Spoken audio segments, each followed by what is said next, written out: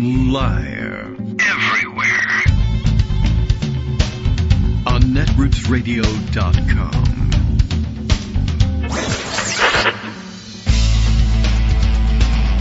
David Waldman. Kagro. In the morning. Now, here's David Waldman. Okay, hey, hi everybody, how you doing? Good morning. It's an okay morning. We're getting along here. It is Thursday, November 7th, 2024. We had a little bit of a weird experience. I've had an experience I can't explain through traditional science, but I don't know. Something, you know what happened? I must have, messed up somehow in hitting the buttons for the various music. So why don't we, who the hell wants to hear 2 hours of this? Let's make it a music. We should be doing that. That's how you win elections, I guess. That's the new analysis we have to come up with. All the old analysis tells us nothing. Make it a music. That'll make the difference. On soundboard, the traditional spot, the upper left-hand corner is where I keep that sort of hold music that Justice gets for the stream, just to make sure that the stream is open and working. And then you get the 1 minute interlude and then bang into our ding and the show. And they got reversed in their positions so that now slot number 1 says it's the music that I use for that 1 minute interlude, and slot number 2 has the music that you don't hear but that Justice does. So I went to my usual spot number 2 to hit the button, and then all of a sudden, what? It's not it. And it muted. So, I don't know. So anyway, we played you a little bit of the interlude music and then faded it out and then gave you the ding, I think, on time. So I think that'll all be fine. Everything's working now, and there are 2 months left during which everything will be working. And then after that, I don't know. It's going to be interesting trying to find our footing just in the next couple of months of how do we go forward? And of course, I guess it's still an open question. Do you go forward? Can you go forward? I think in the hierarchy of rounding up people that they just don't like and putting them in camps, I'm way down there. But I assume some of that is coming, or at least some subtle or not so subtle pressure that will force people out of offering voices of reason along the way. And we'll have to just see how those things take shape. And it may be that in certain corners, life essentially goes on, which is great for the people who get to enjoy that, but it will be our task, of course, to be looking out for and holding up the people who I think are fairly obviously under the gun and for whom life will not and probably cannot continue as normal. And I don't know. I don't think I've instructed you in any way or told you anything new about that. But anyway, here's what, what's on my mind today. And Greg Dworkin, no doubt, will have something to say about this and many of the other things that are on his mind. Probably about making it a music, which is a great idea. I guess the big thing that's jumped out to me so far, they're not done, I guess, counting the votes everywhere. And I'm sure that there are overseas ballots and mail-in ballots and provisional ballots that haven't been counted. But I guess, I don't know, they might throw out the provisional ballots now that there's been a concession. But what jumped out at people that whose thoughts made it to my eyes anyway via social media over the last day or so is the low vote totals.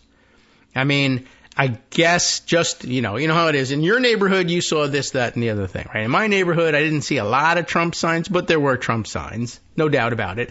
I don't know if I would have even ventured a prediction for you of how, say, Loudoun County would have gone, but this was within tolerances as about where I thought it could be. The idea, quite frankly, the Biden victory in Loudoun County 4 years ago was rather surprising and overwhelming.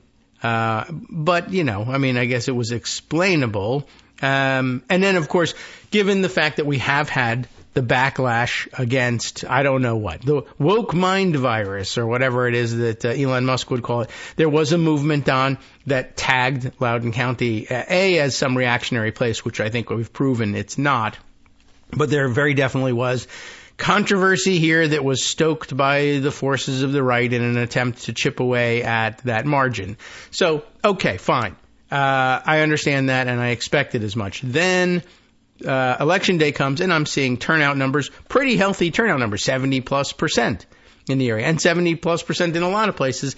And I don't know, I guess we got the feeling that this was going to be a high turnout election, that both Republicans would be turning out their crew, although their GOTV operation was terrible. But still, they're crazy, and they were charged up to vote for a crazy person.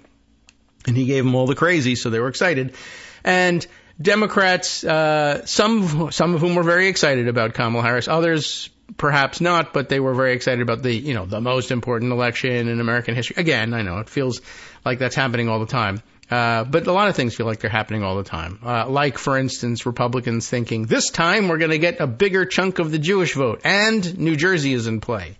Like two perennial myths. But anyway, it seemed like it was a pretty high turnout election, and now, as it turns out, as it stands currently, and I imagine these numbers still will change, and maybe even by the millions, there are a lot of 2020 voters missing from the turnout for 2024, and not enough of them to be explained as Republicans who wouldn't get vaccinated and who died of COVID. But we have here, what we're looking at is Donald Trump having won not only the electoral college vote, but the popular vote, vis-a-vis those who turned out for Kamala Harris. But having won the popular vote, an elusive goal for him, he never came anywhere close in either of the previous two elections, even the one that he supposedly won, but won the popular vote with fewer votes than he got when he lost overwhelmingly in 2020. Right, he lost the 2020 election by like 7 million votes to Biden. Biden racked up 81 million votes. And you remember Trump was running around saying, it's impossible. Where could they possibly get 81 million votes? It's obvious fraud, etc. So this time, at the moment I looked at it yesterday, and I imagine those numbers probably have changed, and maybe Greg has updated numbers, but it was like 64 million votes for Kamala Harris had been counted as of, early evening yesterday. But 72 million for Trump, but that was still 2 million votes shy of his losing total, which was also a losing, lost to Biden by 7 million. There are 15 million people who cast ballots in 2020 who thought, I guess that was the most important election in American history. And of course it was at the time. And maybe are there really, though, 15 million people out there who would make a informed decision and say, we're always being told it was the most important election in history. Let's just roll the dice and let somebody else make the decision. I am very curious to find out about that. I really don't think that the 15 million were people who were like, hot damn, Joe Biden, can't wait. Kamala Harris, boring. I mean, I don't see that happening. I don't know those guys, but various and sundry explanations out there, including probably the most salient ones. The thing that Greg began mentioning yesterday, that incumbency around the globe was basically in trouble with their support and their vote totals and their ability to mobilize voters, that incumbents lost votes everywhere around the world. Other countries that had elections, you just found that was the case. Even when their then current government stayed in power, they did so having turned out fewer votes than previously was the case. This seems to be a dynamic that a lot of people are pointing to. I'm not exactly sure what it means, but we can take a stab at it, certainly. But, and I guess I prefer that idea and that direction. I certainly prefer it to, if the Democrats had said the thing that I wrote on social media and simply recited it at all of their speeches, that would have excited everybody and we would have won. That unlikely to be true, I think, at this stage of the game. But the idea that fewer people, for whatever reason, are coming and turning out and voting, certainly possible. Although I got to tell you, I hope the numbers change, because 15 million is distressing enough that I say, are you sure about that? Did we actually get all the numbers right? Can you double check that? And I guess you have a couple months to do that. Greg Dworkin is here. Now we can actually ask him what he thinks. This is the year, by the way, that New Jersey flips. The Jewish vote reverses massively for Republicans, and Greg doesn't say anything.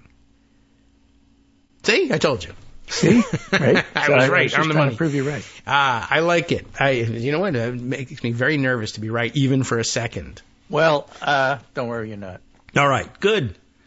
What? It's a funny thing about the popular vote and the total of votes. Total. Is that I know what you mean, man. California's Totally. not fully in. It's only 56% counted. Oh, okay. They've got 9 That million makes more counted. sense. They probably have another 6 million or so to go.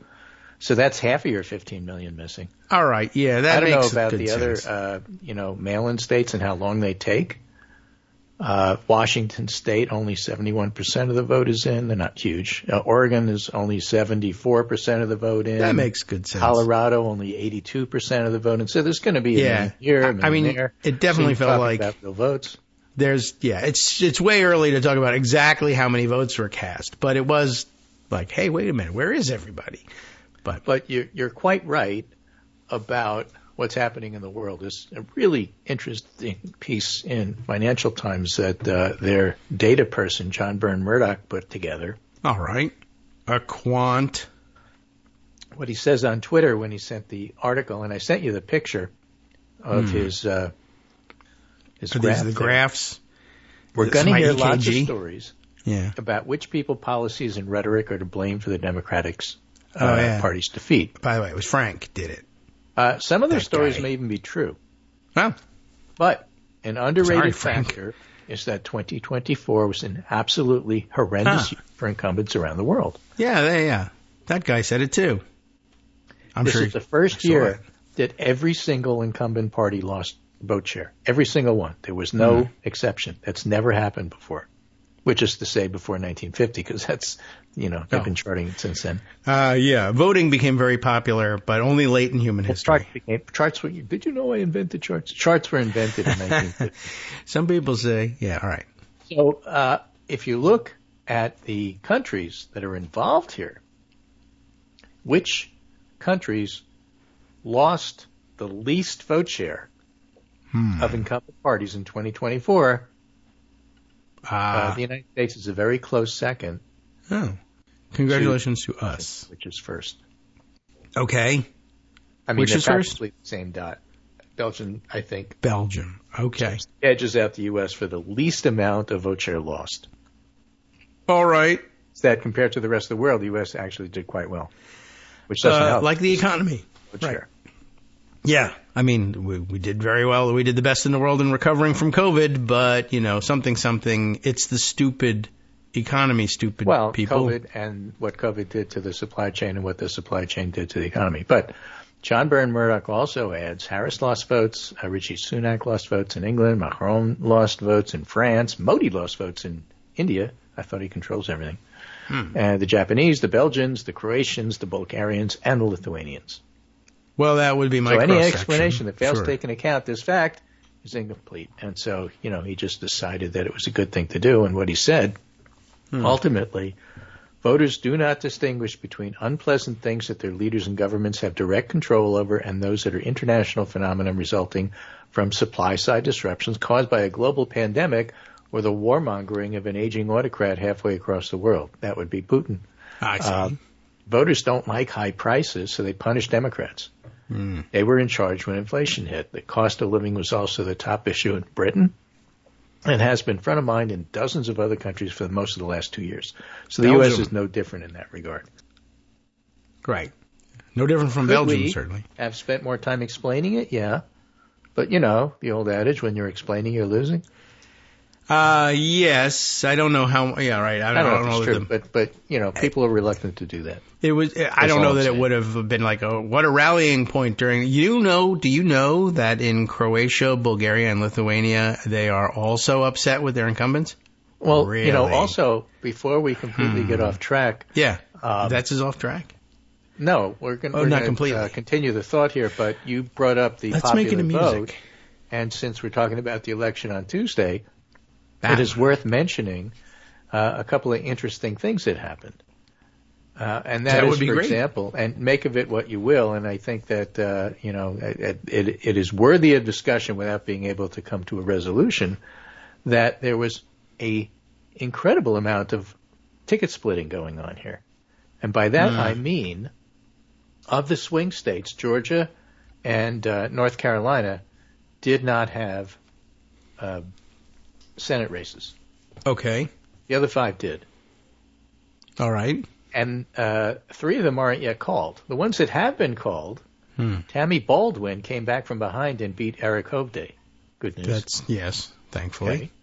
Okay. Elisa Slotkin beat Mike Rogers, each of them by small amounts. Harris lost those 2 states. Yeah. So that means that they voted for the Democratic senator, but odd. not the president. All right? So there was ticket splitting. There was something. You know, it's not Gaza because it happened everywhere, not just Michigan. Yeah. Where you think it was the Arab population that might do something like that. Yeah. And as it turns out, they largely did not. Well, yeah. I mean, so Gaza was an issue, but certainly by far not the most important issue. We'll talk about what that was and what those were, and we started yesterday talking about that. But the point I'm trying to make here, in Nevada, Jackie Rosen has sneaked ahead of Sam Brown. All right. 90% of the votes are in. She might win. Yeah. Ruben Gallego's got a 2-point lead over Carrie Lake with only 69% of the vote in, so they won't call it, but he might win. Carrie Lake. And the only one that might lose, and that's still not clear, is Bob Casey. He's in trouble because he's trailing McCormick by about 30,000 votes, but there's a lot in Philadelphia and some other places that haven't come in yet. Now, you can walk down the street and tell McCormick how he's doing. Yeah, well, no, because McCormick's in Hartford, but, you know.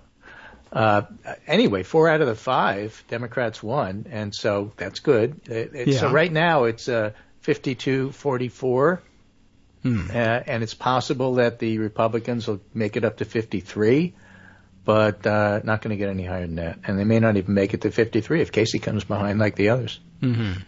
Yeah, so well, just whatever that means, it means they weren't just like rejecting the Democratic Party in toto. Campaigns and individual people running still matters, but there were larger forces that were going on here for sure.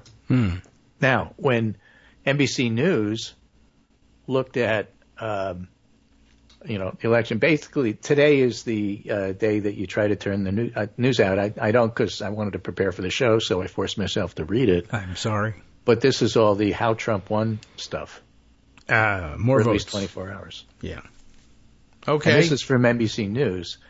Democrats' recrimination started before the clock ran out on Election Day. And by the way, that's normal. Yeah. Losing teams and winning teams in politics are made up of winning is everything, losing means I don't have a job. So it's like even more intense for them than it is for us. We merely care about our country. Yeah, just that thing. They care about their jobs. I mean, okay. I guess certainly see. So what they you get mean. really upset if they don't win, and they automatically point the finger to somebody else because they want to be hired, so it can't be their fault. I mean, this is just normal in politics. Yes, probably a lot of jobs, but as we certainly understand, it's laid bare a lot more easily, and also in most jobs, people don't have access to the newspapers to say. Well, but also this is that guy you flit from campaign to campaign from year to year. You don't stay in one place and do the same thing normally. Right. I mean, you might get hired as a chief of staff or a staff or something like that. Most people don't, and that's only for the winner. Yeah. So if you lose, you're out of a job. Everybody is in the losing campaign. And then you got to figure out where you're going to get another job, and you can't put on your resume, hire me, I lost. Yeah. So it's got to be, hire me, the guy who's sitting next to lost it for us.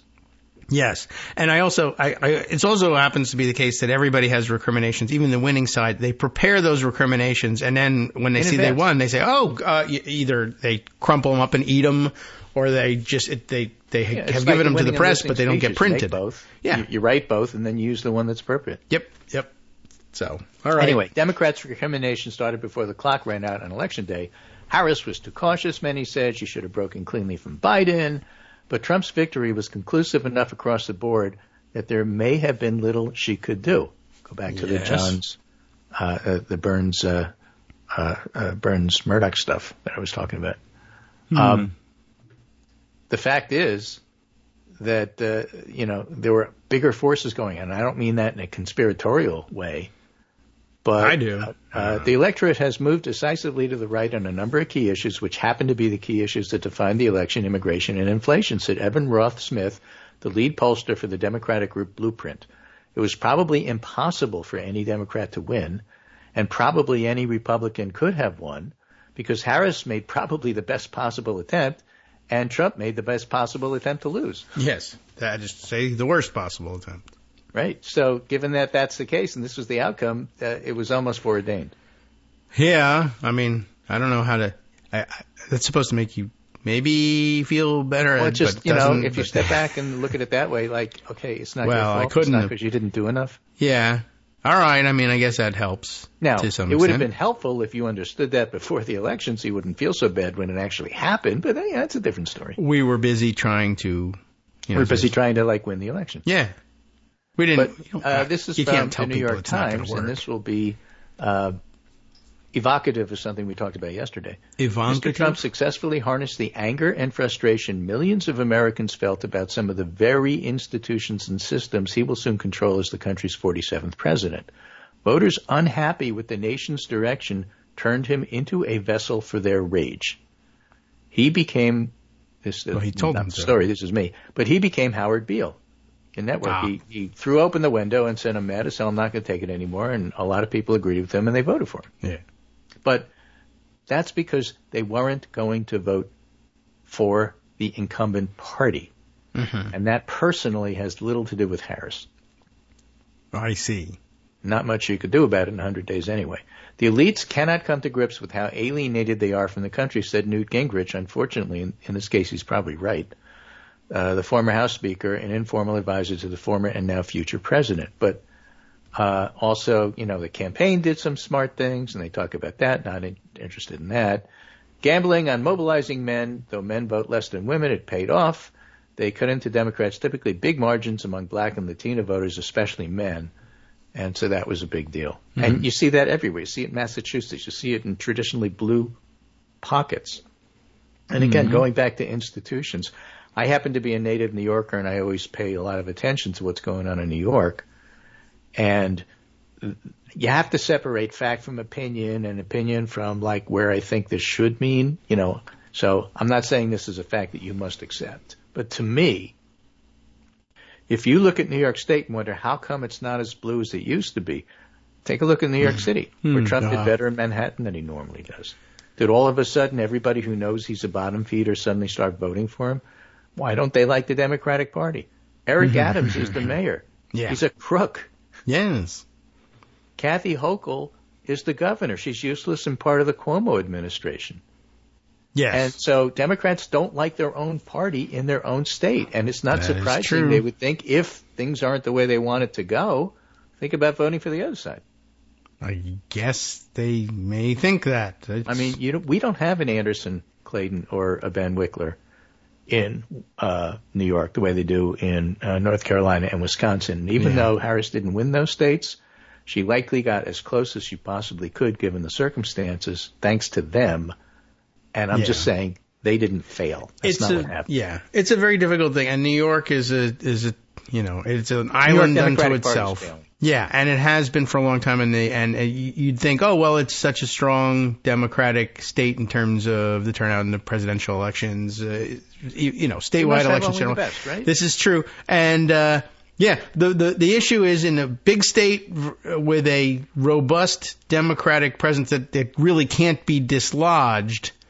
That's when you're talking about, in order to rise to the top of the leadership of that Democratic organization, you've got to be an insider and a pol, and that's going to, prescribe what your latitude is in reforming. But if you take over sort of rise to the top as a grassroots activist, as is possible in a smaller state or a state in which a Democratic Party is in disarray and needs to be rebuilt from the ground up, and you get a chance to do that because there aren't statewide controlling pols who can rely on staying on top forever because that's just the way it is, as in Wisconsin and North Carolina. You got a shot at getting a real reformer, and people really feel good about rebuilding the party. Right. It's just not the case in New York. Norm Ornstein actually has something similar that he just tweeted out this morning. I just stole it from him. So I'm going to steal it from him, but I did just in time for the show. All right. There'll be a lot of soul searching among Democrats, as there should be. Those who criticize Joe Biden for not dropping out earlier, Kamala Harris for her campaign, but they're looking in the wrong place. This was a broader rejection of ruling elites, including military leaders like Milley and Kelly, exemplary scientists, all connected to the federal government, I continue to believe a core is COVID. Look at that. I've heard that before. Yeah. The disruptions in life caused by it and the response. Ironically driven by the failures of Trump. Yes. Which is like, your typical Republicans get in, they ruin the economy, Democrat comes in, fixes it, but it takes a while. They lose. And then at the end of the fix, the Republicans come back and say, look what a great economy I have. Right. Expect that, obviously. But same thing for COVID recovery. Worst possible job, thankfully only there for a year, tossed out. Right. What Biden inherited was a broader set of problems, supply chain and others, driven by COVID, including inflation, that beset every industrial democracy. Then we emerged from it better and stronger than anybody else, but that wasn't evident to a large swath of Americans. I'll get to that after the break. There's no doubt that a solid percentage of our country are perfectly happy to promote the toxic stew of authoritarian racism, misogyny, and nativism. But if that were all, Harris would have won. A lot more understood who Trump is and what he represents, but they still voted for him because they were willing to blow up the status quo and roll the dice. That sounds like what I said yesterday on the show. Yes. I didn't tell them to write this. Oh. I have little doubt that most of them will deeply regret this. They'll have blown up their own well-being, and we have to do everything we can, to watch it and fix it and this, that, and everything else, and he goes through the details. But we need to start by understanding why Trump actually got a majority and what we can do both to preserve decency and democracy, find ways to convince voters that for all its flaws, a reliance on expertise in normal politics remains our best path to a better country. And I can't do it justice because I don't speak German. There's a line in Bertolt Brecht's Threepenny Opera, which sounds better in German. Yes. Which basically says, first you feed, then you do morality. Well, that's unfortunately our burden. Of course, Hitler chased them out of Germany, but, the point was well taken.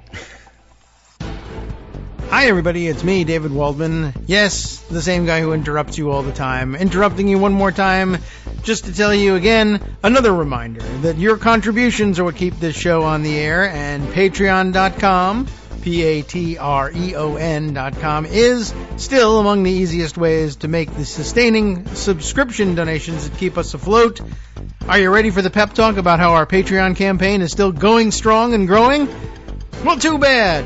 Yeah, the plain fact is we actually are headed in the wrong direction, and whereas we once had about 175 monthly patrons, we're now actually down below 150. Time to recruit some more. Not exactly the kind of news I wanted to share, but there it is. For those of you in a position to support the show, Patreon.com does make it easy to make those secure, recurring monthly contributions to do so. Patreon.com/KagroX gets you straight to our donation page. We've been through a lot together. The worst of the pandemic, we hope. The worst of the insurrection, we hope. So go ahead and treat yourself. You don't need an excuse. Give yourself the gift of a little something you enjoy in life. Support the show. And of course, if you happen to prefer using PayPal or even the Square Cash app, we're up and running on those options too. So thanks again, everyone, for all your support. We couldn't, or at least shouldn't, do it without you. Hope you'll be on board soon too. Thanks for all your support. All right, welcome back now to the Kagro in the Morning Show here on Netroots Radio. Did you hear us on our way out to the break? Maybe not. And if not, there was German involved. Well, there was. But we didn't say it. Germany's relevant for a lot of different reasons. But, Bertolt Brecht, when he wrote Threepenny Opera, had a line in it in German. Translated to English roughly means first you feed, first you gorge. It's not just, polite nibbling. I see. First you gorge, then morals. Okay. What does that mean? I don't know. What it means is, as somebody put it directly to a reporter, and this was a paraphrase of a quote I saw, I don't care if it's Hitler. I'd vote for Hitler if he could make prices cheaper. Yeah, right. That's what think that. I see. Oh, I was hoping for a better meaning. Yeah, no. All right. Well. So Jeff Stein notes that's what you get if the opera's only 3 pennies. Realignment and shift in the working class. Harris lost despite major shift of affluent voters her way. In 2020, Trump wins voters over $100,000 a year, 54-52. 2024, Harris wins them, 54-45. Mm-hmm. Those are the voters she was aiming at. Well, she did it. Okay, but, and that's how she lost. In 2020, Biden wins voters 50 to 100,000 a year, 57-42, and Trump takes them 49-47. Under 50,000, Biden wins them 55-45, and Trump wins them this time 49-48. So Close, these are people who think prices are too high, housing is too high, it matters. You're going to hear an awful lot about immigration. I guess. I mean, but like Jon Stewart said, you're going to hear a lot from the pundits, and they're going to be wrong. Yeah. This is the issue. And it hit everybody, and it hit everywhere. And, sometimes you look at this and say, well, how could Latinos go to Trump? He's just so nasty about immigration. Some of them feel the way he does, but more importantly, this is what's driving them there. They just don't mind the other stuff.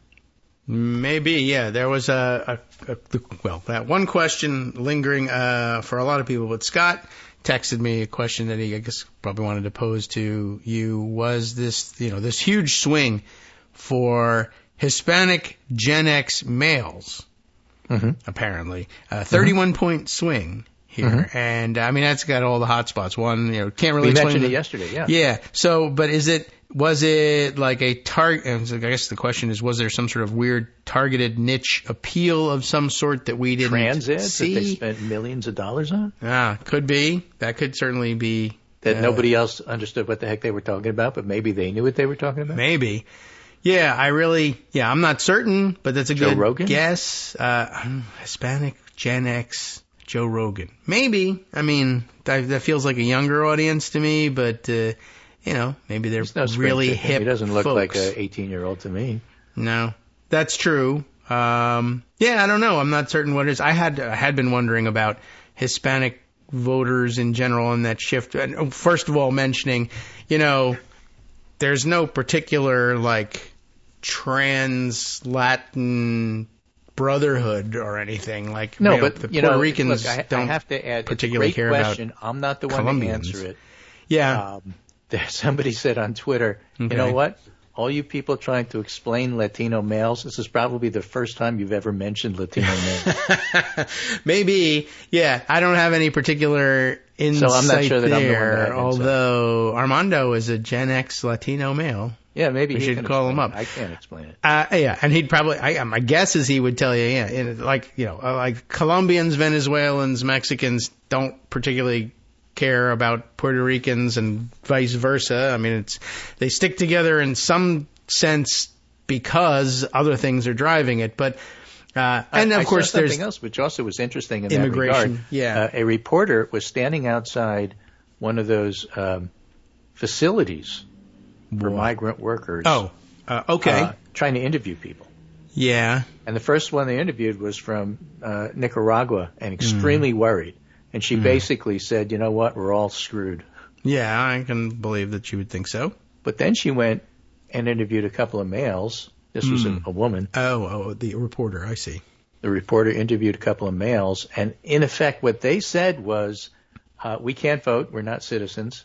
But if we were, we'd probably vote for Trump. And the reporter said, why? Aren't you afraid he's going to deport you? And they said, no, we're not criminals. Why would he come after us? This is a classic leopard's face eating party answer.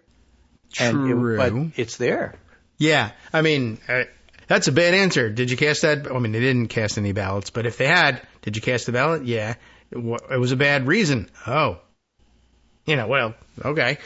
What are you going to do? But there's that. I could see them saying, aren't you worried he's going to deport you? I could absolutely see them saying, yes, I think he will, but I think anybody would have deported me probably. And so I don't care about that, and I care about something else, something different. Yeah, I mean, so there's a lot of that in it. But basically, anything that Trump didn't offend them. Is the bottom line there. Well, and that's obviously true with a lot of the population because they were willing to vote for him, which doesn't mean that they wanted to vote for him. They certainly wanted to vote against the incumbency. That could be interesting too. How tuned in non-voting migrant workers were to the incumbency and the deficiencies that it showed for them. So, okay, interesting. They want to be citizens. Here's maybe another clue why. It's a technical at answer, but this was on Blue Sky, which I'm trying to spend a little more time at after the election. Sure. Andy Craig writes, one thing to grapple with. This wasn't red gets redder and blue gets bluer. Democrats bled the most, up to double digits in deep blue cities and safe blue states. That's backlash against Democrats in the place they govern. They're doing okay economically, and there's no high crime in those cities. So what's going on? Housing. Yes. And Matt Iglesias retweeted that, said also housing. Yeah. I mean, the problem is housing just costs too much. I mean, it costs a lot where I live, but look at San Francisco. You literally can't afford to live there. No. Well, I wouldn't try, but that's true. And what are you doing about it? Are you cutting regulations? Are you helping get stuff built? That was the Josh Shapiro ticket, not because he's from Pennsylvania, but because he made that a hallmark of his governorship. His gubernatorial strengths are, I can get stuff done. Remember when the highway caught fire and just was destroyed and he got it built fairly quickly? Okay. I remember that's it caught fire anyway. Stuff too. I mean, if you're looking to see how Democrats come back, that's the ticket, is what I'm saying. Not him personally, but that concept. I see. We can get it done. And if you're not getting it done, people are going to be mad at you. And if you're the mayor of a city and there's not enough housing and housing is too expensive, your party is not going to be getting kudos. No bouquets, just brickbats. Okay. Whatever a brickbat is. Yeah. It's going to be, it'll be interesting as we sort this out. I also did wonder a little bit about whether there was any possible effect of if you are a recent migrant, and particularly if you are applying for political asylum because you're fleeing some terrible political situation in your home country, and you've made your way here on foot through 5 other countries that are also politically unstable and subject to autocratic rule. I've been wondering, okay, I'm curious if you could sort out, and maybe you'd have to do it by country of origin, but people who have lived under autocratic or rule or dictatorships in the past and come to the United States instead, I'd like to know how they voted, because I'm sure some of them are like, oh no, I recognize what this is, I need to vote against it. And others might be, oh, I know what this is. This is the moment where you're supposed to get on the bandwagon and be publicly facing pro-dictator so you don't get taken off the street. I'll give you an idea because I happen to have something here from somebody I don't agree with, and this was sent in by one of our listeners. I don't agree with that. Well, for comment. That's all right. Yes. He also sent it and said, I don't agree with everything, but it's really interesting. Maybe you could address it on the show. I thought you were disagreeing with that person, but maybe. All right. So this is Gary Kasparov. Oh. And what do we make of this? He knows something about dictatorships. Yes, and chess of many dimensions. He does, but he's not talking about chess here. Kasparov's politics are basically, I would say, somewhere to the right of Mitt Romney. Okay. But he's an anti-Trumper. He's an ever-Trumper. And what he says is, I'll be writing on the election soon, but a few thoughts. And I wanted to talk about how parties are doing all over the world before I got to Gary Kasparov, because I think it puts some of his comments that I don't agree with in perspective. Okay. So what he says is, the resounding result is more evidence that far-right success follows far-left overreach. The media normalized Trump, but also downplayed how strongly many Americans disliked leftist agitation. Okay, depending. So he's blaming the Gaza protest. Now that I would not do. And I think that's where we all disagree. Okay. The prevailing tone was that leftist social agendas were simply progress, and anybody who didn't embrace them was a fascist or a dinosaur. I don't think that's true, but that's his view. But even if that's an argument to be had on a talk show, it provokes moderate resentment and is a losing proposition electorally. Harris, then he goes on to say, was what we thought she was in 2020, an ineffectual candidate who only had a chance because she was running against Trump. Democrats missed the chance to find a stronger one due to Biden's refusal to step down, as I proposed in October of 2023. So he didn't listen to me, therefore he's wrong. Okay. Okay? Well, there's a lot of that going around. So and chess what guys will do Kasparov that. had recommended, remember, he's a rightist, basically. Hmm. He said Biden should step aside and nominate either Lloyd Austin or a reasonable Republican nominee to be the Democratic nominee. Oh, so this was months ago. Yeah, okay. This was his suggestion that he said, I proposed this in October 2023. Oh, I Harris see. lost the election, therefore I was right. Yeah. Well, I proposed that everybody jump out of an airplane with no parachute, and they didn't listen to me, and they lost, and see? And then he goes on, of course, was another mistake was Walz over Shapiro. No. And convert the many key swing state voters who are allegiant to the left over the center, and Edwards over Gephardt blunder, lock up Pennsylvania, spend money in Wisconsin and Michigan and win. Doesn't work that way. No. I don't know that, given the results here, that Pennsylvania would have come out any differently. And I think that Walz played great in the Midwest. And again, that's one of those, there were bigger forces. It wasn't, how does Shapiro play in Dearborn? Yeah. What are you going to be talking about? Question. There's a lot of stuff going on here that isn't so simple in black and white. That is true. That's a good point. And no, it doesn't matter what technocratic fix you think you're going to be able to speak about when you get to Dearborn. That won't be the way the discussion goes. Right. So then he goes on to say, this is in 1933, but it's not 2016 either. All the powers with one man, not just one party, since the GOP is Trump's personal United Russia now. He has no agenda, so everybody around him gets to, do stuff, which is bad. Yeah. In effect, he's saying. And Trump may not even last the term. That's true. But it's bad. This is the model of Putin, Orban, and Trump's other heroes, privatize the power. So I think that part, he's absolutely right. But in terms of his, this is how you would have won the election, I think he's out in space somewhere. Yeah. Well, okay. I mean, there's a lot of getting a Republican. You know the old thing. Sure. The Democrat wants to unite the country, the best way to do that is to appoint a Republican as Secretary of Defense. Everybody knows that. They always do it. Yeah. And the best way to unite the country is for a Democrat to appoint or nominate, with a convention, a Republican to run the Democratic Party, because obviously that's the way to bring the country together. Actually, that wouldn't have done it either, because a non-MAGA Republican wouldn't do that. No, I mean, they would finish with like ridiculous. 9 votes. Because who's going to vote for them? Not the Republicans. Certainly after that, not the Democrats. I mean, how many people did we see out there, at least early on, saying, well, now I'm less enthused because Liz Cheney, and she wasn't even the nominee. Right. Why don't we nominate her instead? Oh, well, and I do hate Liz Cheney, but boy, do I feel like unifying the country. I'm going to vote that way. No. Right. No. And again, my argument is, look, Harris made these moves. She got Liz Cheney on board. She did this. She did that. She actually did well among college educated. She did better than Trump did. That was her aim. She didn't plan on losing as much of the working class vote as she did, the Latino vote. That would have been a very bad vote. plan. She didn't plan on that. But why did that happen? My argument is because of housing and the price of eggs. And there's not much you could do about that in 100-some-odd days. No, even when they lie and stand in front of eggs that are labeled as a lower price and say that they're higher, that does not apparently do it. It's a gimmick, but sometimes gimmicks work. This is for an interesting long tweet from a woman named Sharon Quinsat, who is in Hawaii. Well, lucky you. I wish I was there. And has the following things to say, and just fits in with what we were talking about here. I just woke up to the news that Trump's again the president of the United States. I want to say I'm surprised, but then again, I'm not. And that's because I'm conducting field work in Hawaii since 2023 for our project on immigrant conservatives.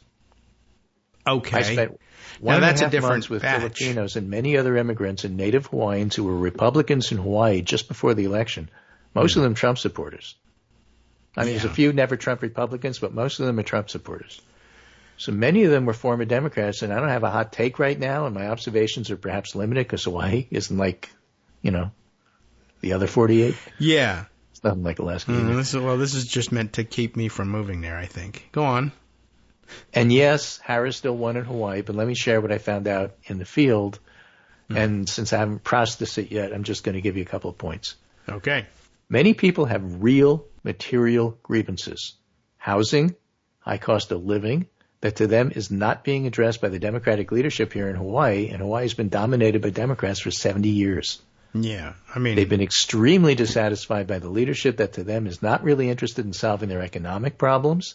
The appeal to identity politics and the threat of fascism doesn't resonate with them in terms of Harris saying, don't go there because, democracy is good. They've just completely lost faith in the Democratic Party, and the only alternative for them, because we're a two-party system, is Republicans. So one interview he said they promised and then they sold us out. Rough translation from Tagalog. One woman who went door-to-door campaigning for Obama in 2008 and 2012 went in 2016 and disdained the Democrats. She said, I almost lost my house. I'm in debt. I don't believe they can deliver. Now, why would an underpaid Filipino immigrant and a native Hawaiian who's been on the wait list to get a home put their faith in the Republican Party and Trump to fix their economic concerns? Yeah, I wouldn't, but okay. These groups have faced extreme racism, because the racial structure in Hawaii is quite different, and economic hardship. None of it made sense to me until I saw firsthand the information that they consume to understand why they're having these problems. Oh, dear. What their sources of information are nothing what you have ever heard of. Oh, okay. Yeah, all there's right. Fox News. There's Newsmax. There's Epoch Times, One American News. There's Rumble. But I've heard of there's a those, whole bunch of yes, other right. sites you never heard of, and they are getting their information from them. What are they? She didn't mention them. I had a Okay. deep conversation. Well, I still haven't these heard of are them. Filipino This is no good. podcasts. Yeah, I guess. Okay, But maybe. I had a deep conversation with a native Hawaiian who, let's call her Lily for the purpose of this, who regards Trump as a demigod. She showed me on her phone dear. the stuff she reads every day, and I had never heard of them before. Dear. The conspiracy theories in these sites are wild, but she is convinced they're true. I have my research assistant look up the sites and influencer analysts because they're so new to me, and we are living in two different worlds. Wow. We know our society is I extremely guess we polarized. knew this. Political scientists and sociologists have said this. I saw this in my field work. It's nothing new that we're in our own bubbles and siloed. But this is translated into voting so the other camp loses. One interviewee said, I'm voting Republican just to stick it to the Democrats. And another said, I want Trump to win so I get the last laugh. Oh, boy. They're really mad at their Democratic leadership in Hawaii for not delivering. Okay. I mean, I don't think the that last that's laugh confined will to be Hawaii. elsewhere. I think that's what we saw on Tuesday. Yeah, I mean, I guess so. I have bad leopard-related news for those true. people, and they're going to be living goes on on the to site say of a new hotel soon. They are organized. They are very organized. They don't need the field organization that the Democrats put together and Elon Musk muffed. They don't need it. They have these church networks. They have these conspiracy site networks. They have hobby and interest-oriented groups. They have other things. They're not going out to talk to people during the elections, but they talk to each other, and they've already figured out what they're going to do before election season even comes around. Interesting. And now, the people that she talked to, I mean, this is not, we've had the alarms raised about the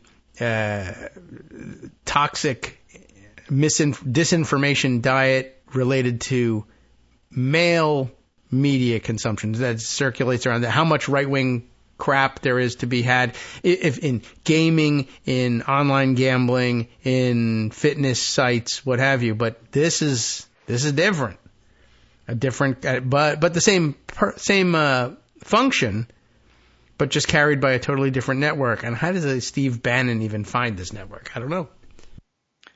Well, I presume he has conservative Filipinos call in. I guess so. Or maybe it's organic. I guess it's possible. But. She said the reason that many people in Hawaii are still Democrats is the unions. The unions do the job. The unions are the ones that find housing. The unions are the one that get better wages for the workers. And many community organizers are union members. And so that's good. But they all regard the universities as like foreign countries. Elite spaces have nothing to do with them. Okay. So, again, a technocratic, the GDP is, what's the price of eggs? Yeah. They were very disdainful about any attempts to get the Liz Cheneys of the world on board. Why would I vote for a Democrat who has a few Republicans. I already got a Republican, they said. I see. But if she wants to charm Republicans and try to get Republicans to vote for her, that just means we Republicans have power. Let's show her. Okay. These are quotes. So she said, I'm still processing everything. I just wanted to share my observations from hanging out with Trump supporters in Hawaii just before the elections.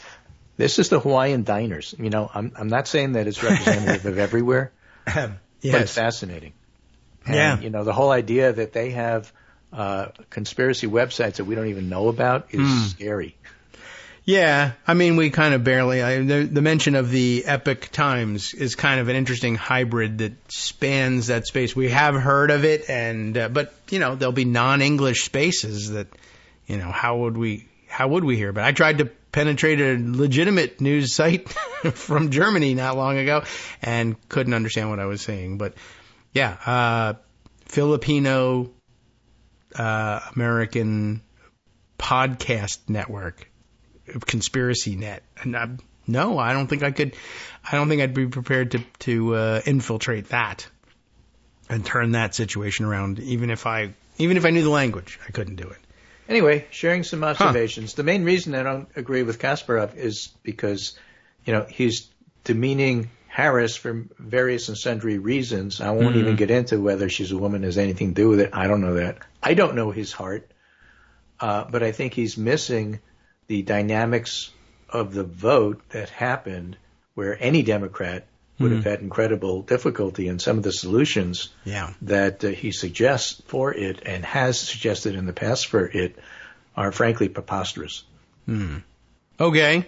You're not going to nominate a Republican in the Democratic Party. Next question. Yeah. That's the party exists for the opposite purpose, sir. I don't see how that would work. Right.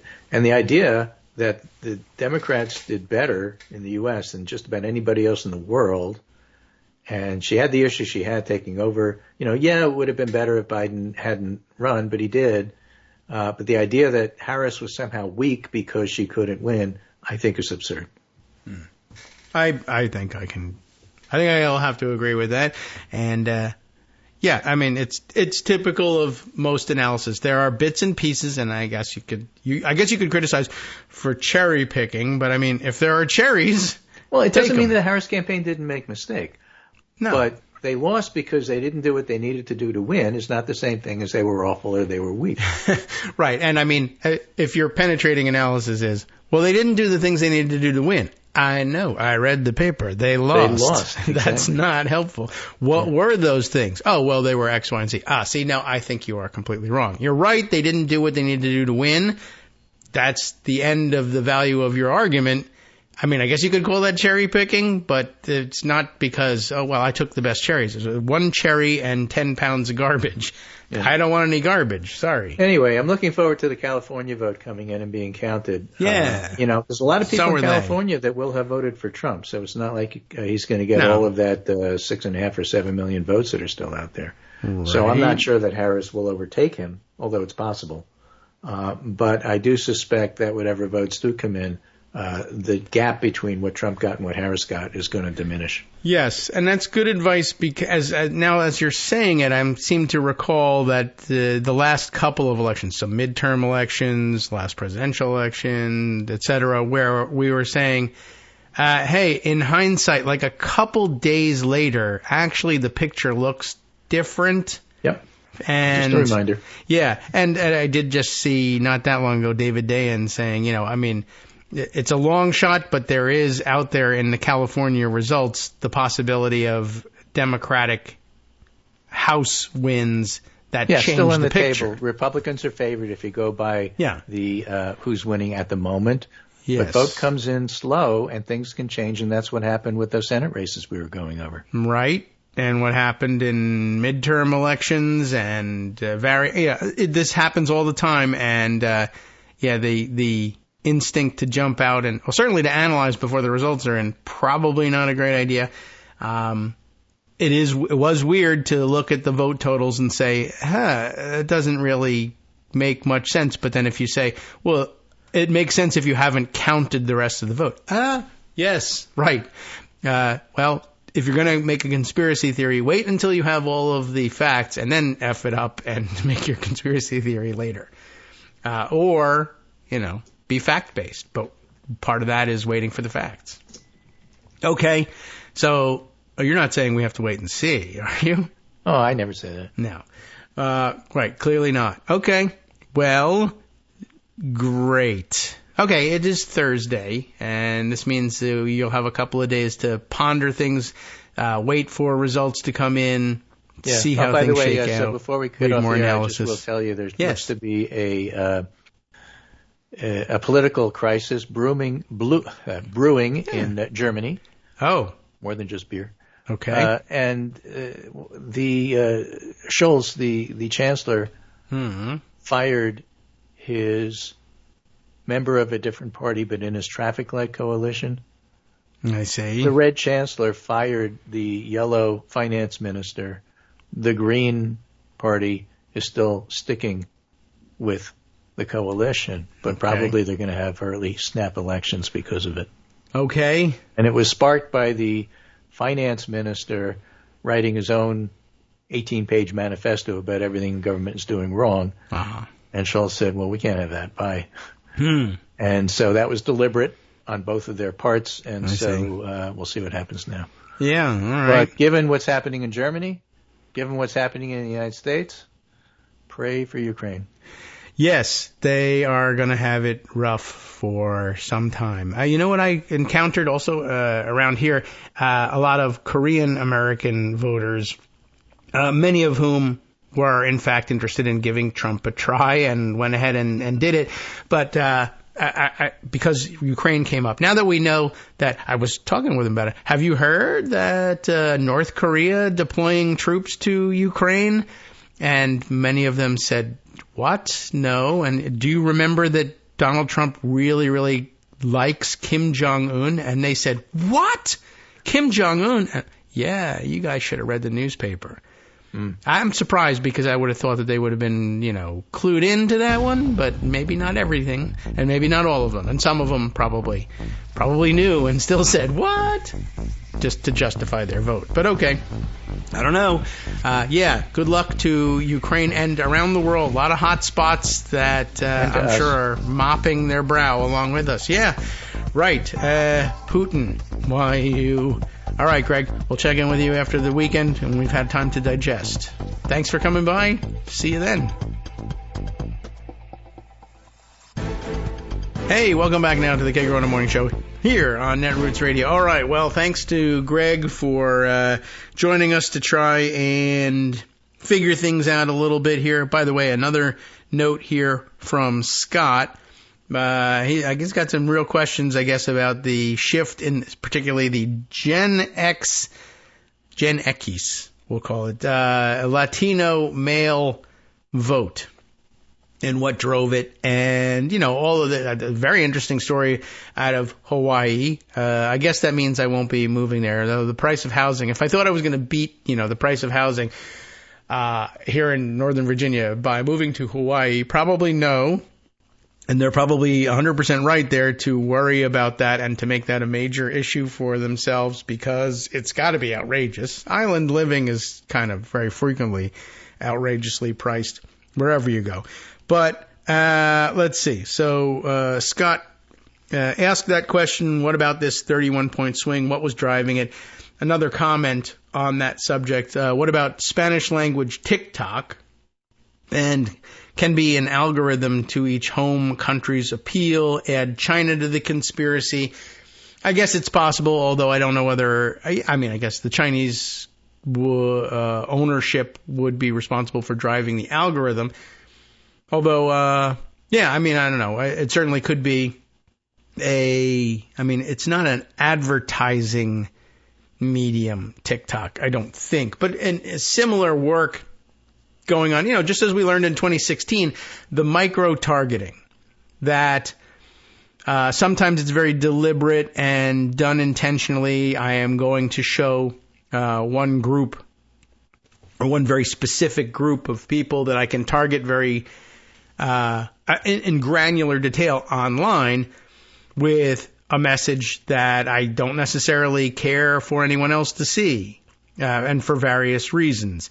One, it's sometimes just a niche appeal, and sometimes, two, it's because you're telling the opposite information to the other side of it. As we saw, like we said, in 2016, and the use of Cambridge Analytica data and the way Facebook ads and the like were targeted, and I assume that went on through 2020 and into 2024, and they just had a better luck with it in 2024. And also, circumstances certainly conspired against Trump, mostly through his own fault and his own mismanagement of the administration. But, and then people forgot about it, and then they were susceptible to this advertising again. But this time around, for instance, we know that the Trump campaign targeted Muslim American voters, particularly in Michigan and in other high concentration areas, with Facebook and other niche targeted online ads that said Kamala Harris is, way pro-Israel and is totally going to demolish Gaza for reasons. And in Jewish districts and in Pennsylvania, where the Jewish vote was more influential, they just advertised the opposite. Same graphics in many cases, only they swapped out the flag that was being hoisted above the crowd and took out the Israeli flag and put in the Palestinian flag, and told Jewish voters in Pennsylvania that Kamala Harris was going to be way pro-Palestinian and is against, the establishment of the state of Israel and et cetera, et cetera. So it sounds like, for the most part, those ads did not work on either group. And it looks like the results bear it out. I mean, again, 78% was the number I saw overall in the Jewish voting for Kamala Harris. So to the extent they did that, I assume that the propaganda didn't work. It was kind of ridiculous. And both groups, it's interesting whether there isn't more backlash against it. Because you're talking, in many cases, about some highly educated people in both camps here, and as a result, it didn't work. But so 78% of the Jewish vote, no, that does not convince us in any way, shape, or form. We're never going to be receptive to that. And even with or without the advertising, 78% of Jewish voters voting for the Democratic Party. That's just the way it is. And then the Muslim American vote, likewise, mid to high 60s, if not more, in favor of Kamala Harris. Unlikely that the advertising, honest to God, I'm sure that Muslim Americans are like, you show them that ad, it's supposedly tailor-made to appeal to them, and, you can tell the difference. That is not an organically generated Muslim American-backed ad. That is very clearly a Republican Party Trump campaign ad. They think that if they, cut and paste the right picture in, it will work with us, and it doesn't. And no. And, of course, the situation being what it is, the voter loyalty to a Democratic nominee at this point in time is just going to be lower among Muslim American voters than Jewish American voters. But not by all that much. I mean, considering the extent of the destruction and damage and death, that's pretty good, quite honestly. Not that, obviously, but not that the damage is good, but that's a pretty good percentage to bring in terms of the vote, when it would have been, or I guess the Trump campaign thought it would have been very easy to walk in there and manipulate the Muslim American voter blocks into believing this stuff and stoking their anger. And as it turns out, it's a very American kind of anger that they're particularly good at stoking, and they need, I think, more, everybody needs more organic outreach to the various markets in order to make it work. And unfortunately, as it turns out, many, I guess, immigrant blocs, amazingly enough, given how anti-immigration they are, immigrant blocs are reachable with their own organic disinformation. And I assume that it works mostly because this was something we were considering, or I was considering, and didn't get to blurt out while Greg was here, but just like, for instance, for the Gen X Hispanic Latino male vote for Trump. Why? What would be producing this? Remember, if they're voting, it's because they're citizens. If they're citizens, it's because they've been here quite a while. And of course, they're Gen X as well. So, they're older voters to be sure. And so among this group, this is a documented phenomenon. Legal American citizens, naturalized American citizen immigrants, of their own volition, plus with some stoking, are not particularly pleased with particularly the influx of undocumented migrants, even though many of them may even have arrived here undocumented originally. But those who did not tend to be susceptible, if not organically disenchanted with, and disinclined toward those who didn't go through the same process that they did. Now, it was just as trying and just as long a road, and in fact, in many ways, more dangerous and horrific in some cases.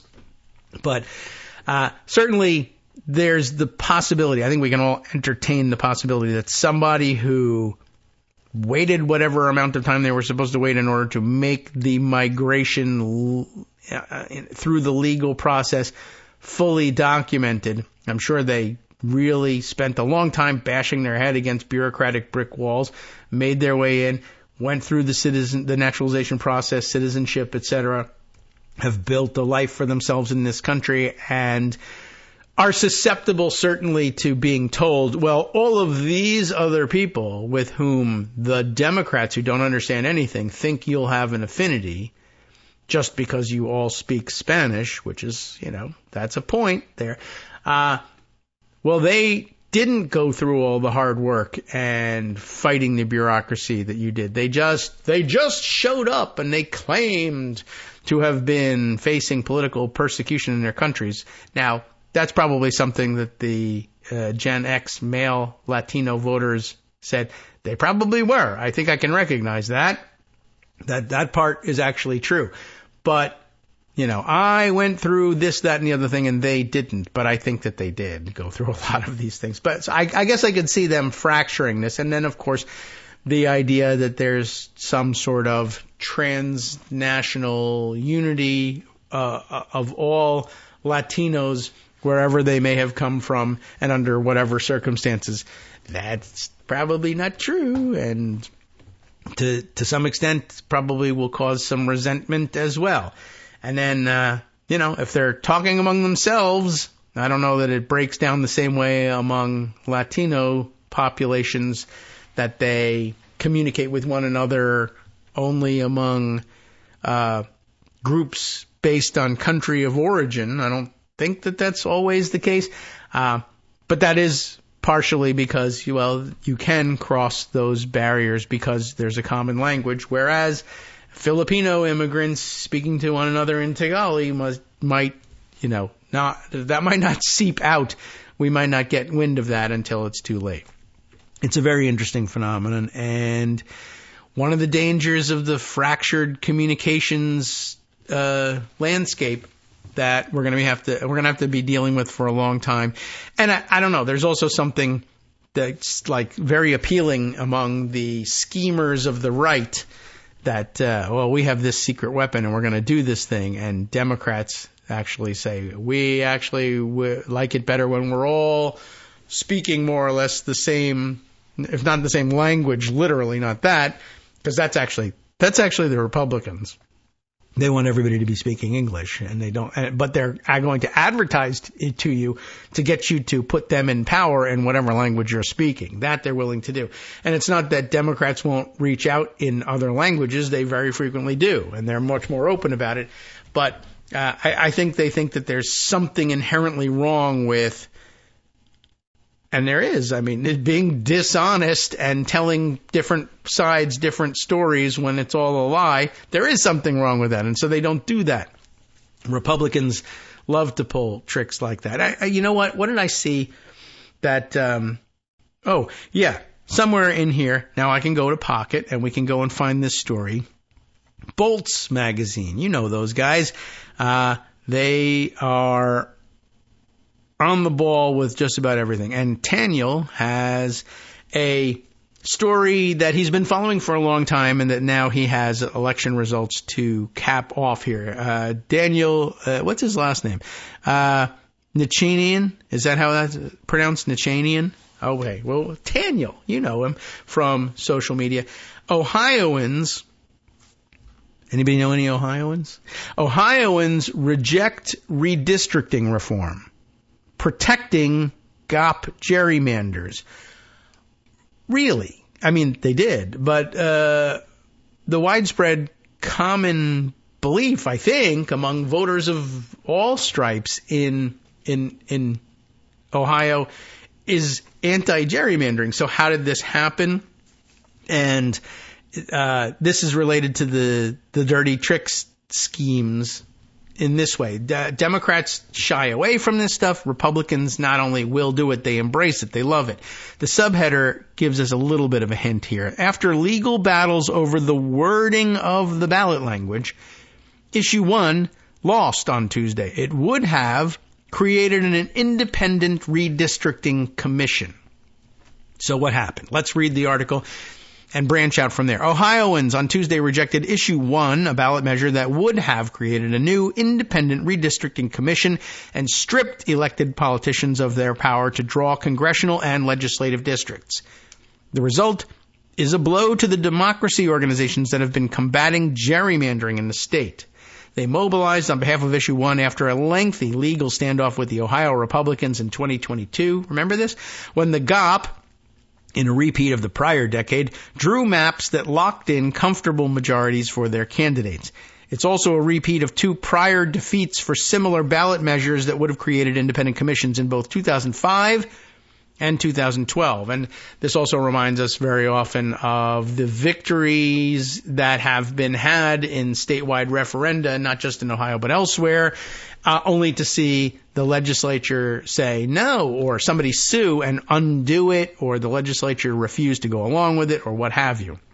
Missouri, the most frequent culprit, I think, in that tactic. But back to Ohio. It's incredibly sad, and it's not clear to me what the next steps are to improve our democracy, said Catherine Terser, Executive Director of Common Cause. You've heard of them, listed here as an organization that was part of the coalition that collected hundreds of thousands of signatures to qualify Issue 1 for the ballot. Addressing gerrymandering is so much about holding elected officials accountable, and that seems to have been the winningest message of this campaign, no matter who cast the vote on which side. Everybody wanted to hold people accountable. And this is how you do it? Would you like to do it? No! How does that happen? Addressing gerrymandering is so much about holding elected officials accountable and creating fair districts and fair elections so that we can actually have a functional government. And remember, there is one side that does not actually want to have a functional government. The party doesn't particularly care, or the party apparatus doesn't. The politicians who are running under that banner say they do, but they don't. And the people who are casting the votes don't really care one way or the other. They don't. I just want things to be better for me. I don't know if that's necessarily something that a functional government does. But anyway, as of publication, the measure is trailing by roughly 8 percentage points, with some ballots remaining to be counted. While several polls in October showed Issue 1 with very large leads, those surveys were simply asking voters if they wanted to create an independent redistricting commission. What a dumb question. I mean, no, but why is that a dumb question? You'll find out, because it seems to be the smart question. Do you want to have an independent redistricting commission in Ohio? Yes or no? That's the simple, straightforward question that was meant to be posed by Issue 1. And when you ask that question, Ohioans say, yeah, I think I would like to try that, rather than doing it this old and dumb way. but the official language that Ohioans saw on their ballot was very different. GOP officials wrote an official summary, because they control the apparatus that decides. You say you want to have this question put on the ballot? Okay, fine. But who writes the question? We'll take care of that. GOP officials wrote an official summary.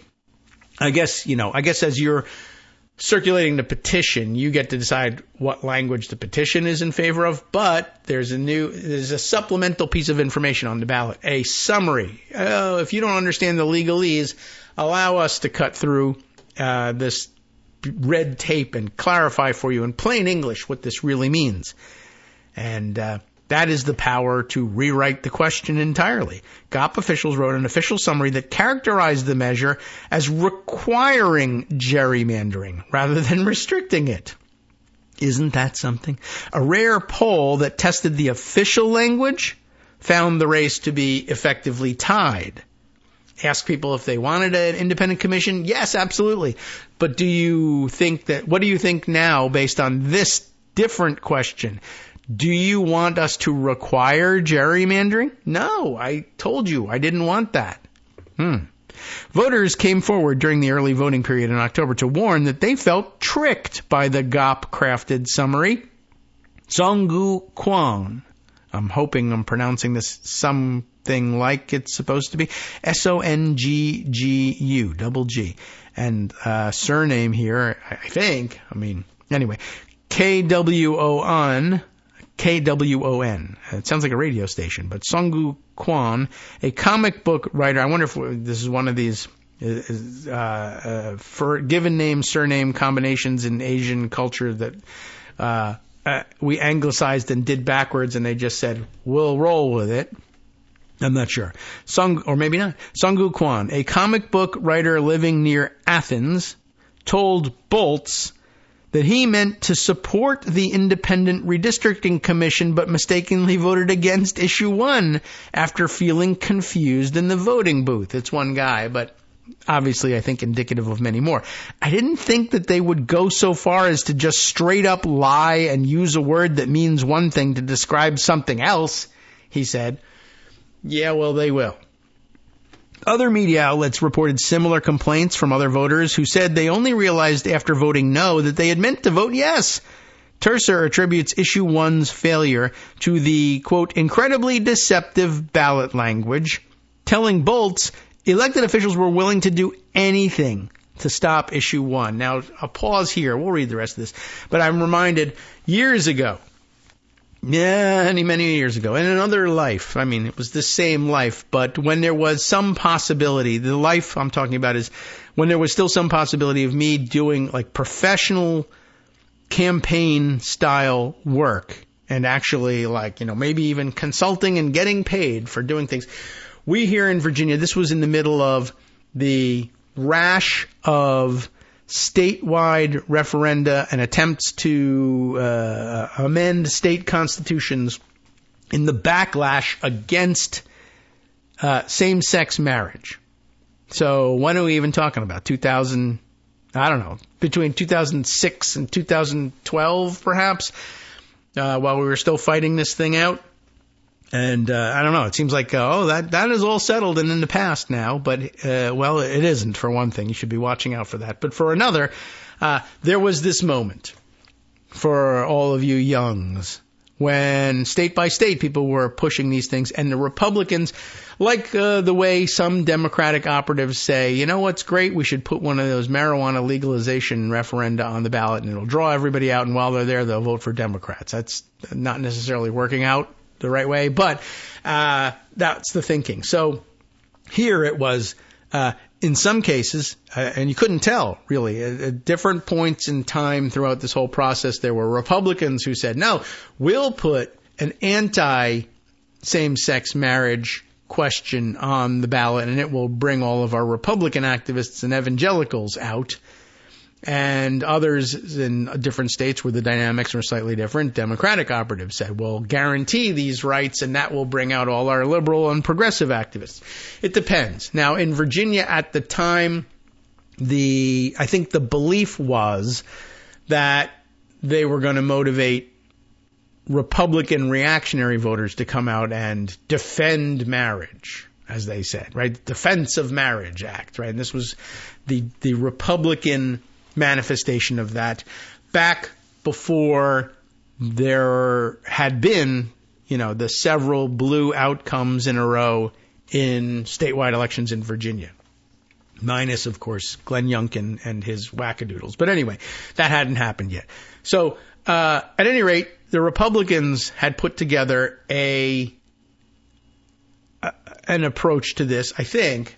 And, now that I think about it, the way it worked out, I'm trying to decide if I can. I guess I can't recall outright who was the origin of this question that was being brought to the ballot. I think the issue was that there was a Republican effort to amend the Virginia Constitution such that.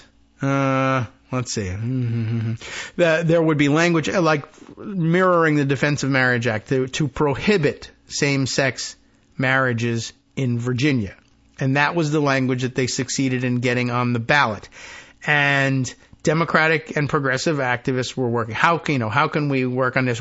Let's design an ad campaign to defend the right to same-sex marriage and reject this Republican proposed constitutional amendment.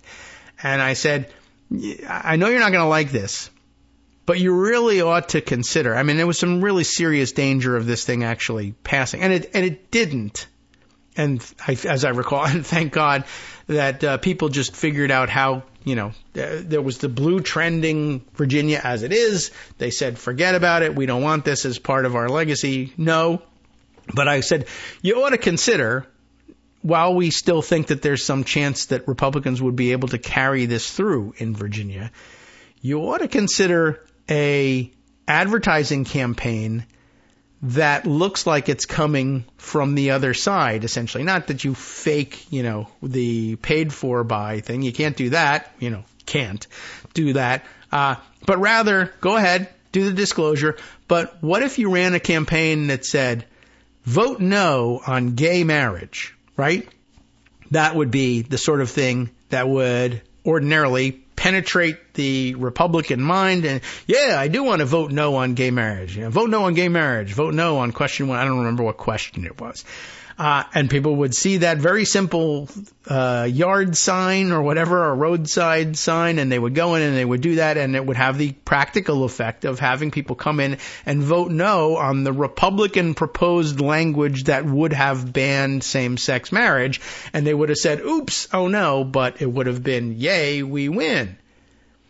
And of course, that was because, you work with people with consciences. Oh, no. They said, no, the donors will never go for that. Funding, and they were right, funding a campaign that says vote no on gay marriage. We don't want to reinforce that language. True. But I think about that all the time when I see things like this, because Republicans say, to hell with it. Let's reinforce that language. Yes, absolutely. It's a different kind of language, and it doesn't impact their lives and their personal rights. And so it's a lot easier for them to say, let's go with the deception. And it's understandable. It's just an interesting story, or at least I like to think so. And we've spent 20 minutes on it, so I hope so. Back to the Bolts reporting. Let's see if we can't finish this up before our last break. Other media outlets, as they said, reported similar complaints. And people very confused about what happened. And I guess you should get a sample ballot ahead of time always and read through and make sure you understand everything.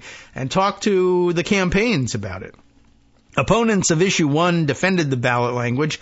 That does remind me. Do they not have the sample ballots that the parties hand out on your way in? You take a blue sheet of paper from the Democrats. And I don't know. I suppose at some point the Republicans could just print their stuff on blue paper and confuse people further. But opponents of Issue 1 defended the ballot language with Secretary of State Frank LaRose, the Republican who drafted much of it, calling it an honest explanation, Wow, what do you know? A spokesperson for Ohio Works, the committee that promoted the no vote, said that if people go in and intend to vote for issue 1, read the ballot language and vote no, they're not confused. Issue 1 prevailed in Ohio's urban centers, which are also the regions whose power the Gops gerrymanderers have undercut, but it trailed in the more exurban and rural areas. Ohioans on the same day voted for Donald Trump for president, and the county-level results for issue 1 broadly correlate with the presidential results. Aha. Well, okay. Oh, I got to hang on here for getting the music on time so we don't create editing issues. So Ohioans voted on the same day for Donald Trump for president, and the county-level results for issue 1 broadly correlate with the presidential results, with more Republican areas opposing the proposed reform.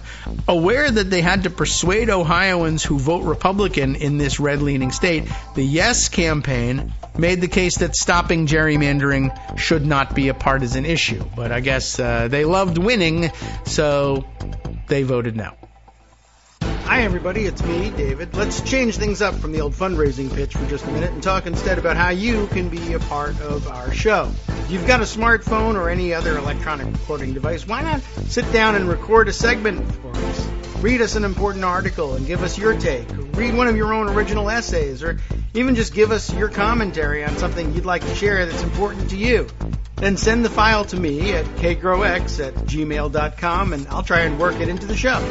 Short segments, a few minutes in length, are easiest to fit in. And of course, I can't always guarantee that I'll be able to play everything, but if you've ever shouted at your radio or TV about something you wish was being covered, here's your chance to change that. Make the show your own. Send your submissions to me at kagrox@gmail.com. All right, welcome back now to the Kagro in the Morning Show here on Netroots Radio. So guess what?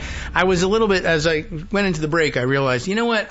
I really need to look up the information about how that same-sex marriage amendment went in Virginia. Because I'm like, well, I'm sitting here now in Virginia, and I'm pretty sure that same-sex marriage is legal. But that's because of the work that happened in between this time and this statewide vote on the amendment. And so I'm sitting there saying, well, maybe the people who were campaigning in favor of marriage rights were right to say, no, you don't pull this kind of a trick on people. And also, yeah, we can't fund a campaign that reads vote no on gay marriage. That's not going to fly. And it really shouldn't. But then I was like, so maybe they were right, and maybe they were right in the end, but they weren't right, at least not right then. I went and looked it up. This is 2006. So there's a Wikipedia entry on it. 2006, Virginia, question 1. So it really was question 1. In 2006, question 1 was the Marshall-Newman Amendment, also referred to as the Virginia Marriage Amendment, according to the Wikipedia write-up. An amendment to the Constitution of Virginia that defines marriage as solely between one man and one woman and bans recognition of any legal status approximating the design, qualities, significance, or effects of marriage. The amendment was ratified by 57% of the voters on November 7th, 2006. So, back in the purple/red days of Virginia, and the George Allen era, I suppose. So there you have it. That was the danger that we were fighting against. Would popularizing the vote no on gay marriage have made the difference? I don't know. That's 57% is an awful lot to overcome, but it was interesting. Was it worth trying? In the end, probably not, but we didn't know what was yet to come. But there you have it. The amendment was ratified by 57% of the voters on November 7th, 2006, which, by the way, I will just also pause to remind you that in states like Florida, I don't think it has changed here in Virginia in terms of the threshold, but we just heard 57% of Florida voters voted in favor of an amendment to the Florida Constitution guaranteeing the right to an abortion, and it lost because 57% is not enough to change the Constitution there, but it is enough to change the Constitution here if it will hurt queer people. So you know how it goes. Anyway, it did become a part of the state constitution as Section 15A of Article 1.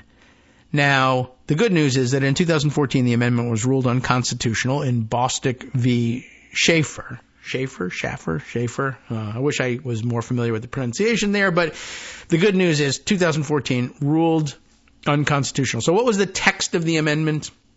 Well, I don't know. Maybe we don't have to spend some time on that. But the basics of it were that this was, shall we, amend the Constitution such that marriage is only between one man and one woman, and you can't do anything that would even approximate it for same-sex couples. If yes, that means that becomes part of the Constitution. No means no, it doesn't become constitutional or part of the Constitution to this, So you campaign, if you're sneaky, vote no on gay marriage. Yeah, I should vote no on gay marriage. I hate gay marriage. I voted no. Whoops, I defeated the constitutional amendment I actually meant to support. And it went through legislative process for enactment. Who cares? I mean, I'll tell you, the end result is it became part of the Virginia Constitution, and it wasn't until February of 2014 that the federal courts ruled the amendment unconstitutional. And the history since then has all been on the upswing. That's good news. Even Glenn Youngkin has been forced to accept same-sex marriage enshrined as a right. But there was that moment. Just wanted to point that one out. Okay, now back to Bolt's magazine and their reporting on this, because this is pretty interesting, if you ask me. So, where we left off, aware that they had to persuade Ohioans who vote Republican that gerrymandering was not a partisan issue. They were working very hard on that one, and there were probably some inroads. But remember that there are also Republicans who probably heard from the Secretary of State who helped rewrite this question such that it would confuse people who genuinely wanted to stop gerrymandering. Remember, gerrymandering is part of the reason why you get to lord it over Democrats. So as much as you think gerrymandering is a bad idea, it is the key to your being able to flaunt your power over those people. So how do you feel about it now? All right, I will accept it now. So when you have a gerrymandered state, whether it's Republicans or Democrats doing the gerrymandering, what you end up with legislators who are not responsive to the citizens, and you end up with bad public policy, and it just holds your state back. Chris Davey, a spokesperson for Citizens Not Politicians, that's the campaign for Issue 1, told Bolts. One of the measure's chief proponents was Maureen O'Connor, Ohio's former Republican Chief Justice. O'Connor joined her Democratic colleagues on the state Supreme Court 2 years ago to strike down Republican-drawn maps 7 separate times. Not 9, but 7 times. But the GOP leaders ran out the clock until O'Connor retired in December of 2022, and her Republican replacement blessed gerrymanders. O'Connor also featured in advertising for Issue 1 this fall, telling voters that the measure, quote, will restore power to where it belongs, with citizens, not politicians. And remember all the fed-up people who were, I'm voting for Trump because I'm tired of these politicians. Not here, they're not. But this state's Republican leaders, including Governor Mike DeWine, rallied against Issue 1. The No campaign appealed to Ohio's overall red lean, making the case that the measure boiled down to an attempt by the Democratic Party to expand its influence on the state. Don't let Democrats rewrite the rules, one ad for the No campaign stated. Protect Ohio's voice. And how ironic is that? Don't let Democrats rewrite things. We're going to rewrite things, and you're going to vote for it. The No campaign also emulated or you're going to vote against it, I guess. The No campaign also emulated the ballot language in trying to turn the tables on Issue 1, with yard signs and other messaging that proclaimed that a no vote would stop gerrymandering. In other words, they went with a vote no on gerrymandering.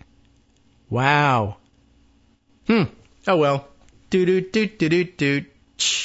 At least we're fair and honest and nice.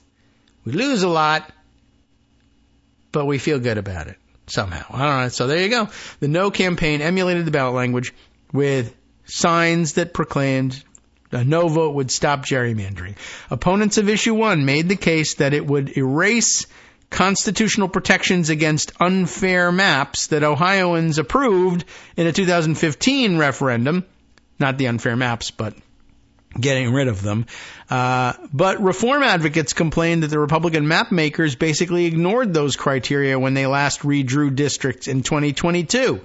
Issue 1 would have set up a new 15-member panel made up of citizens selected from a pool of applicants.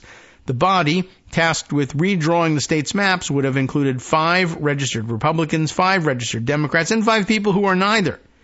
Or neither, if you prefer that pronunciation. I don't know why I went with neither, but okay. This system would have broadly resembled similar commissions set up in states like Arizona, California, and Michigan, which adopted new redistricting processes through successful ballot initiatives.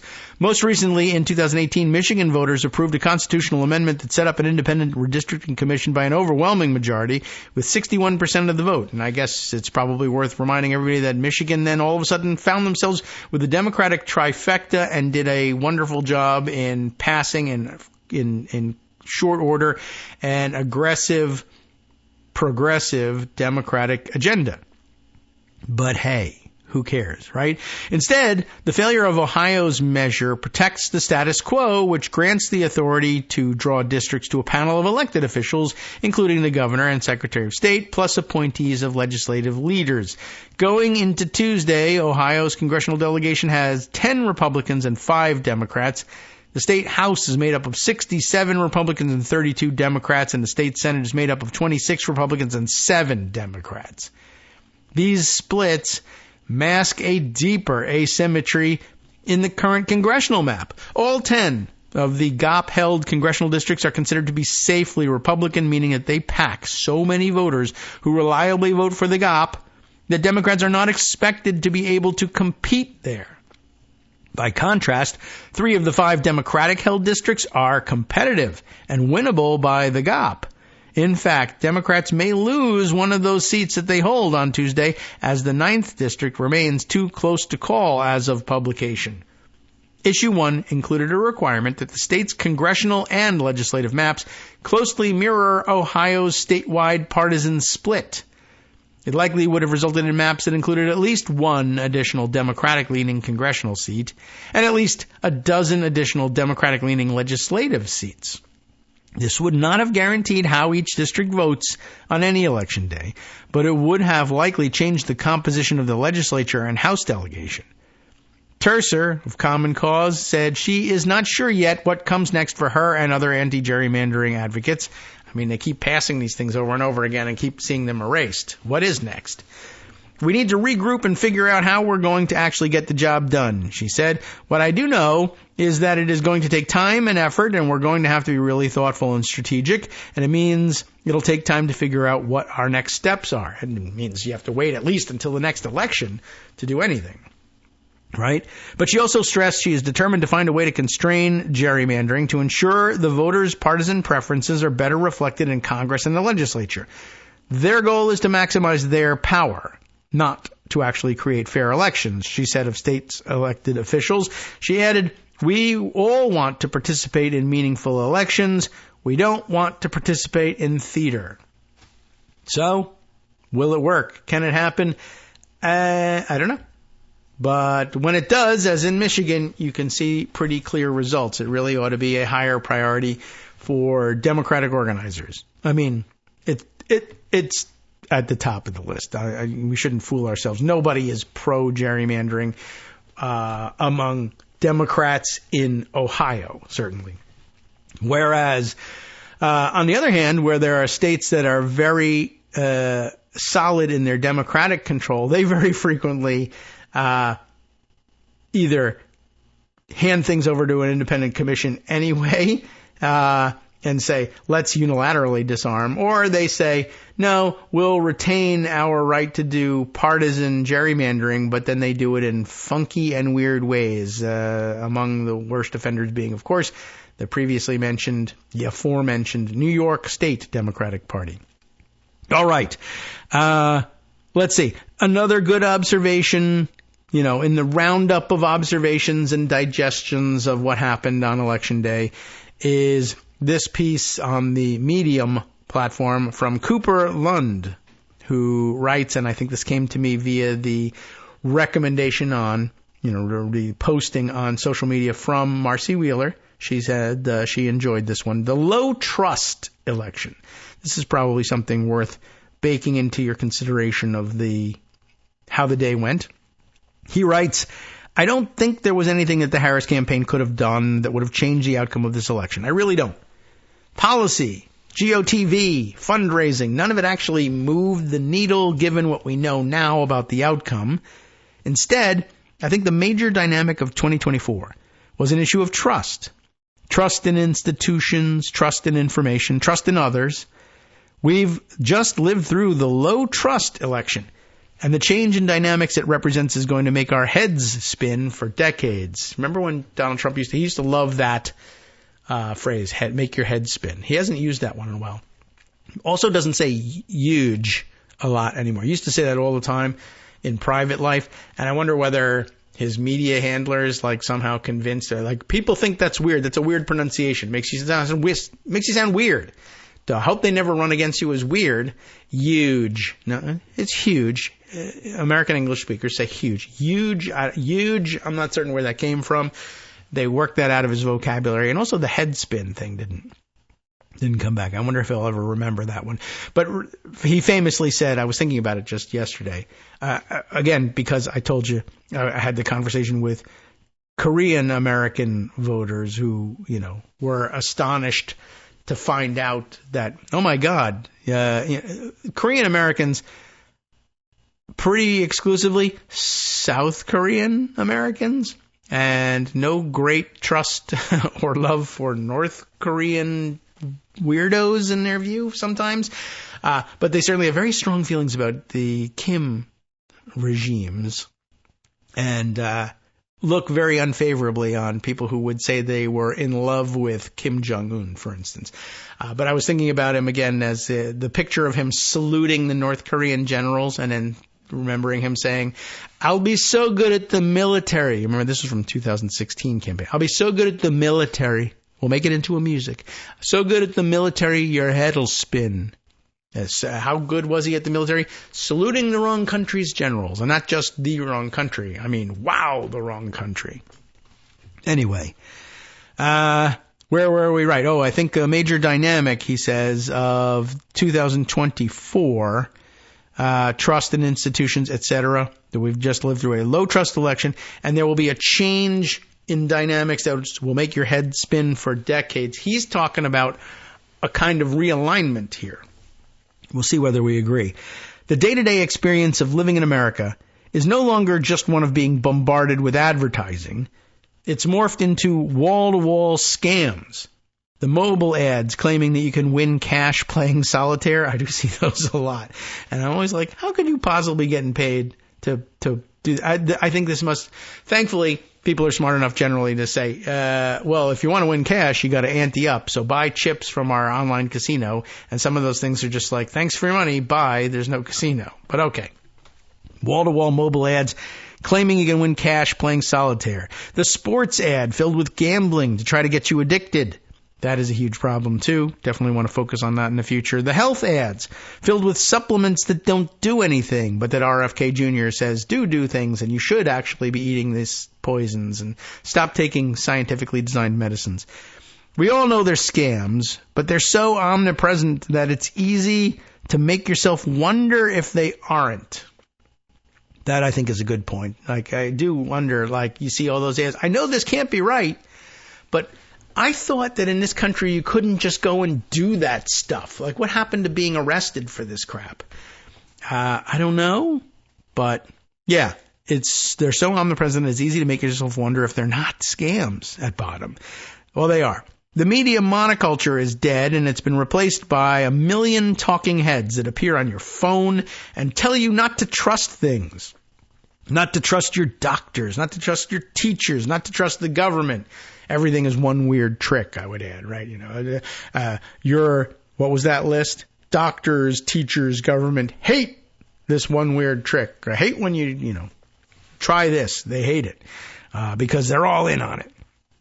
They appear on your phone no matter what you do, because an algorithm has decided that they're the most likely thing to keep you watching so that you can keep getting the ads that they then charge people money to show you, right? This constant buffeting of the psyche of each and every American by the winds of these forces has eroded them, and it's taught us to no longer trust institutions or each other. American minds are increasingly their own individual bedroom communities, paranoid and twisted, looking skeptically at the outside world. Ooh, big cities. Ooh, other people. Yuck, gross. Right? The Republican Party has been the party of the low-trust voter for a very long time. It is the party that wants to get rid of institutions, of any of the bonds that connect us all together. The Democratic Party is the party of institutions, the party of good governance. It's the party of trusting other Americans to make good choices, he says, for you. I would have said make good choices with you, but hey. There is very little that the Democrats can do to appeal to the low-trust voter. Like, okay, I'm a low-trust voter. No, trust me. No, that's what I just said I wasn't going to do. You're not hearing me. Now I'm angry that you don't hear me as well. And, well, you saw what that means for the future of our politics the other night. I would go so far as to say that we're seeing the effects of a realignment of what partisanship is. The GOP is the party of the perpetual outsider and the low-trust voter, the people calling for things to be torn down. The Democrats are the insiders, the institutionalists. Like, that's what you saw, or that's why you saw realignment of people like Liz Cheney, and I didn't even see this one. No one really saw it. I'm sure in Vermont you did. Vermont Governor Phil Scott. Okay, sorry, Vermont. People who still think the government matters, even if they disagree on how it should be doing things. Oh, man, I can't believe you dummies think government matters. That's the way people feel out there. I don't know what you can do to win back the low-trust voters. There's action that could have been taken a long time ago to counteract them, like going after sports betting and some of the other engines that are eroding trust, but I don't know how you build back trust in the government.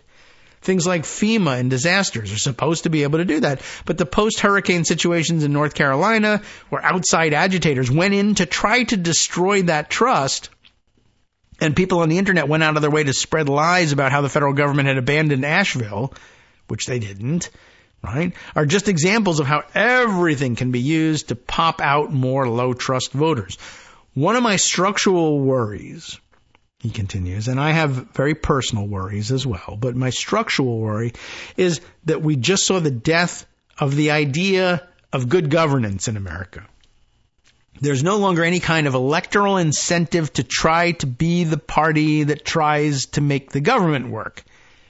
And I mean, it's hard to believe, right? And what are you going to do about this? Remember, we were just talking about how, well, see, the problem is that various low-trust voters out in, like, in this case, in Hawaii, you know, they're not, I don't care about Democrats. I don't want to help them anymore.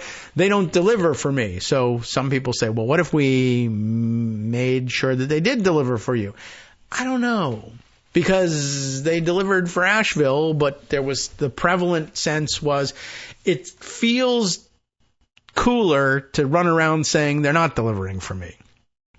And to the extent that there are people who would do something like that, like, they're just against you, man. There's no way to convince them that the opposite is true. They're just interested in pulling down the institution. Why? I mean, there's no particular benefit to pulling down the institution. Even for Steve Bannon's, what did he call it? I can't remember what his campaign of, but destruction of the administrative state, right? Pulling down the administrative state. It's not that he doesn't want anybody to administer things. It's that he wants to pull down the other guys administering things so that if there's anything that rises up in its place, he's administering it. Or people he likes are administering it. They know that things have to happen.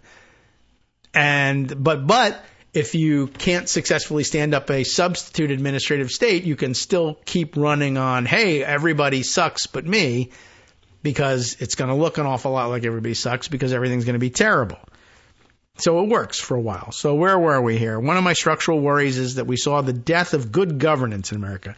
There is no longer any kind of electoral incentive to be the party that tries to make government work. And if you look at the results of the other night through the lens of an economy that is doing better than the rest of the world, there might be a significant disincentive to doing so. The future is going to be painful, and it's going to be filled with more hardship than anyone thinks it will, and for much longer than we think it will be. I'm sorry, but there you have it.